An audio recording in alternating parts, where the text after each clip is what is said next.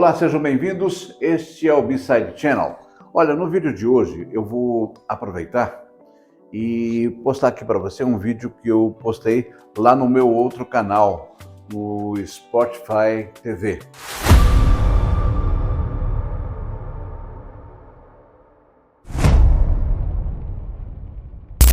Eu achei pertinente colocar esse vídeo, porque trata de um assunto bastante interessante, curioso e que vem muito a calhar nos dias de hoje, tá bom?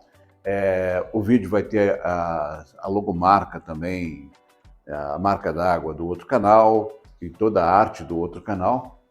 E eu espero que você goste desse vídeo que eu vou colocar agora aqui para você no B-Side Channel. Comente, compartilhe, se inscreva no canal e não deixe de se inscrever também lá no Spotify TV. O link está aqui embaixo, aqui na descrição. Tá ok? Vamos pro vídeo.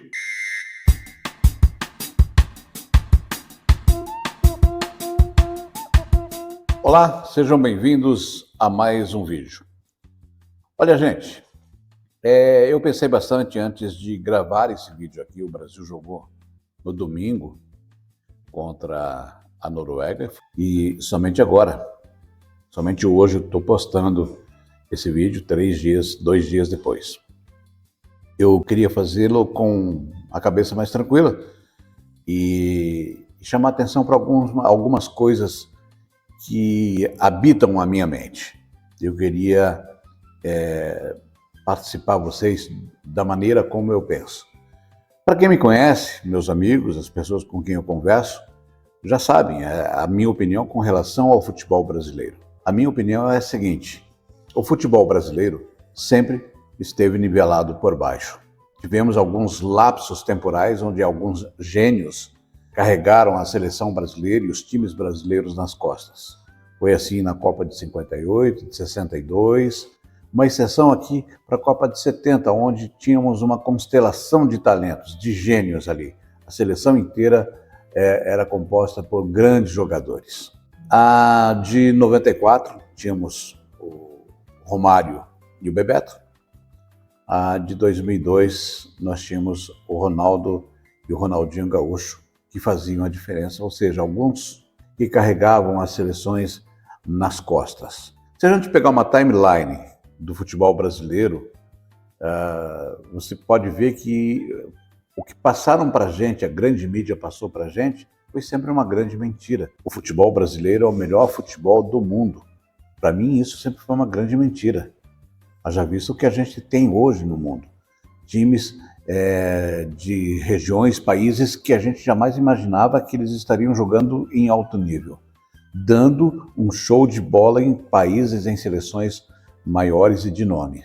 Essa Copa aí é um exemplo maravilhoso para a gente observar. Então, assim, eu fico triste porque não é uma questão só de futebol, é uma questão de cultura também. É uma questão que extrapola o âmbito estádio, o âmbito campo de futebol. Porque o futebol brasileiro, enquanto não mudar a estrutura dele, a gente vai continuar apanhando daqui para frente e não vamos ganhar mais nada. Nós temos 2 times estruturados hoje no futebol brasileiro, que é o Flamengo e o Palmeiras, e o resto é uma bagunça. É uma bagunça. Dirigentes ficando ricos, enriquecendo em cima do clube, uma roubalheira monstruosa. Haja visto o que aconteceu com São Paulo agora em 2025, 2026, um escândalo que foi. E é assim com todos os clubes brasileiros. Dirigentes entram nos clubes para enriquecerem ou lavar dinheiro. Essa é a grande verdade. E a arbitragem do futebol brasileiro coaduna com tudo isso e participa disso tudo, dessa cena bizarra. Então, assim, como eu estava dizendo, nós precisamos mudar muito a cultura do povo brasileiro, a cultura que não é, como eu disse, não é só futebol, gente. Porque hoje a seleção brasileira é um retrato jogado do que é o país. A seleção brasileira é hoje o que o país representa, o que a política representa nesse país. É uma bagunça. E você sabe disso, eu sei disso, eu sinto na pele, você também sente na pele. Então, assim, eu acho que as mudanças têm que ser geral mesmo. As mudanças elas devem acontecer com relação ao futebol na base. Por exemplo, quando eu jogava futebol, quando eu era moleque, eu estudava pela manhã, eu não gostava de fazer tarefa em casa, então eu estudava e fazia tarefa no colégio. Para chegar em casa, almoçava, pegava a bola e sumia. Aparecia 8 horas da noite, só aparecia o branco do olho, porque lá em Cascavel a terra é vermelha, então você chegava preto de poeira, né? E sabe onde que a gente jogava? Onde que a gente brincava, jogava bola? A gente jogava num campo de terra. A terra estava batida. Quando não chovia, ficava batida aquela terra, parecia um asfalto. E a gente jogava ali. Sabe qual calçado que a gente usava? A gente usava a conga. Dá um Google aí e veja o que é a conga, o que era a conga que a gente usava. O quichutão, né? O quichute. Então a gente usava isso. E quando não tinha, a gente jogava, sabe como? Com os pés no chão, descalço. Os dedos todos arrebentados de dar tropeção no chão, a unha toda arregaçada. A gente jogava com uma bola de capotão, que se chovesse a bola ficava pesando 5 quilos. E ali a gente desenvolvia a nossa técnica, ali a gente desenvolvia a nossa capacidade futebolística, digamos assim. Hoje nós temos um bando de Nutelinha que o pai leva para treinar, por exemplo, aqui em Curitiba, na escolinha do Atlético Paranaense, o moleque vai lá pequenininho, e já está levando uma chuteira de R$ 5.000 para poder jogar. Ou seja, a essência do futebol brasileiro, que foi representado por aquela seleção de 1970, ela simplesmente desapareceu, infelizmente. Então essa mudança tem que começar a acontecer imediatamente, ou nós brasileiros, os nossos filhos e netos, nunca mais vão ver uma seleção brasileira campeã, ok? Dando uma corroborada com essa minha ideia de que sai do campo e passa para o âmbito político, âmbito social, econômico, cultural. Por exemplo, vamos pegar o jogo da Noruega. Gente, a Noruega eliminou o Brasil na Copa do Mundo, mas essa talvez não tenha sido a maior vitória da Noruega sobre o Brasil. Porque enquanto a gente sempre discutiu futebol, o melhor futebol brasileiro do mundo, samba, carnaval, sabe, praia, creu. Só para dar uma pincelada para você sentir o que é a Noruega.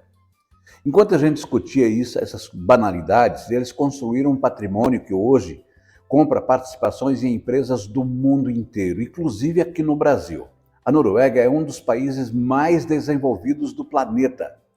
Tem menos de 6 milhões de habitantes, uma população menor do que da cidade do Rio de Janeiro, mas mesmo assim, cada cidadão norueguês tem indiretamente hoje, caso aconteça uma catástrofe, uma guerra, uma pandemia, que o país pare de produzir, cada cidadão norueguês tem hoje disponível para ele 2 milhões de reais acumulados em fundos criados pelo governo, ou seja, quase 400 mil dólares em caso de emergência, e cada cidadão tem e pode usar esse dinheiro em caso emergencial.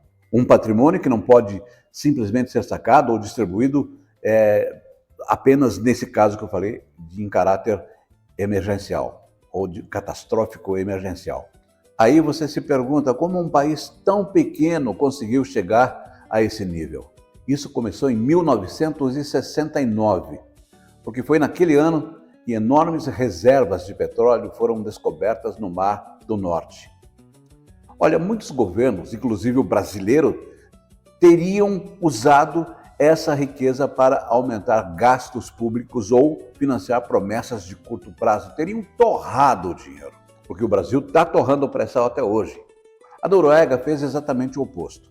Em 1990, criou aquele que hoje é considerado o maior fundo soberano do mundo.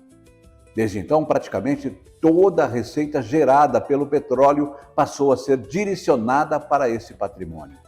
E foi aí que surgiu a decisão que mudou a história da Noruega. O governo proibiu que esse dinheiro fosse investido dentro da própria Noruega.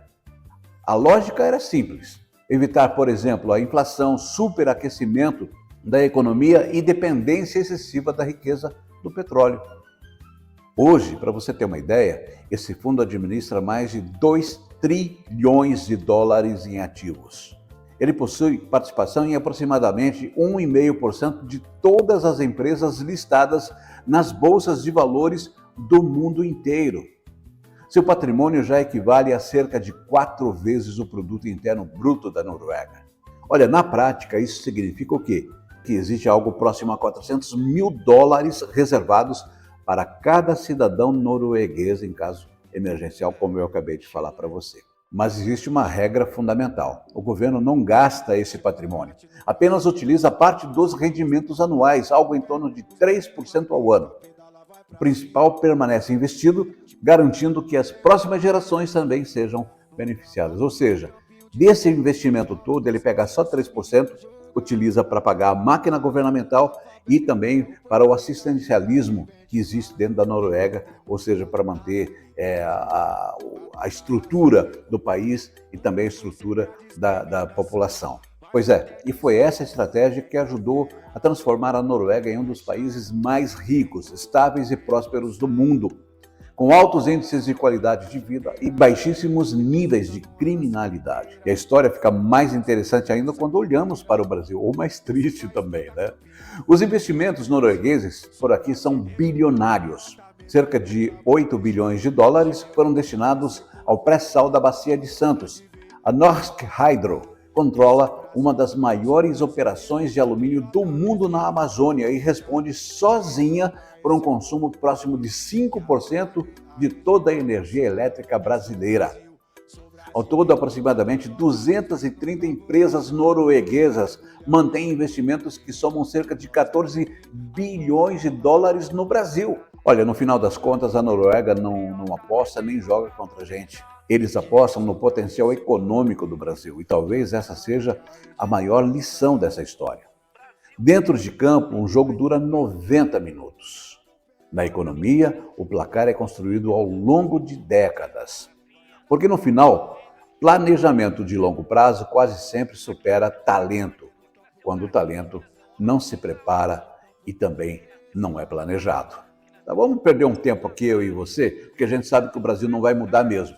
Mas vamos perder um tempinho aqui? Olha, comenta aqui embaixo. O que o Brasil precisa fazer para começar a vencer também esse jogo econômico além do futebol, como fez a Noruega? Curta esse vídeo, compartilhe, deixe seu like aqui pra gente e também se inscreva no canal. E eu reitero uma coisa, o futebol brasileiro é só o retrato jogado do que é o Brasil. Mesmo tendo tão pouco na mesa.